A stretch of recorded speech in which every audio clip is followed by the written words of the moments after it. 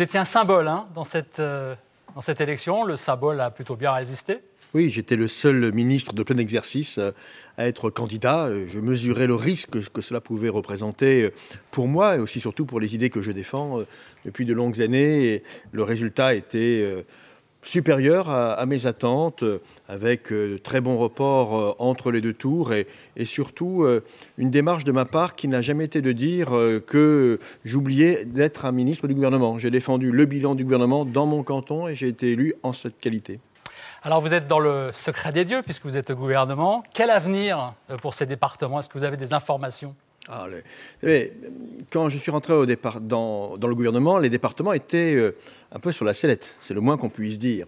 C'est même un euphémisme. Aujourd'hui, les départements sont considérés comme des structures absolument indispensables entre les grandes régions, les 13 grandes régions, et les intercommunalités puissantes et les communes.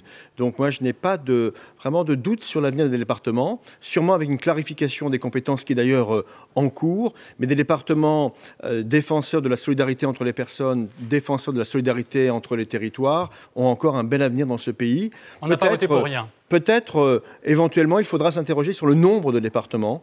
Comme on s'est interrogé sur le nombre de régions dans ce pays, il faudra peut-être envisager de regrouper à terme certains départements pour qu'ils soient encore plus efficaces. Patrick Henner, un remaniement ministériel est dans l'air. On ne sait pas encore à quelle date il va intervenir. Le savez-vous? Et puis, serez-vous concerné? Vous n'avez pas entendu ce qu'a dit Manuel Valls ce soir. Ah non, nous étions occupés sur ce plateau. Mais donc, ce n'est vraiment pas une actualité brûlante. Il y aura sûrement des aménagements techniques, y compris liés au fait que, par exemple, Mme Fioraso, secrétaire d'État, a quitté le gouvernement pour des raisons de santé, donc sûrement quelques aménagements.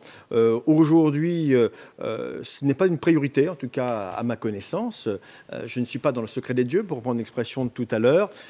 Est-ce que mon score sera pris en considération comme il se doit? En tout cas, moi, je le souhaite, puisque je souhaite poursuivre mon action au gouvernement, mais cela ne dépend pas que de moi, vous le savez bien.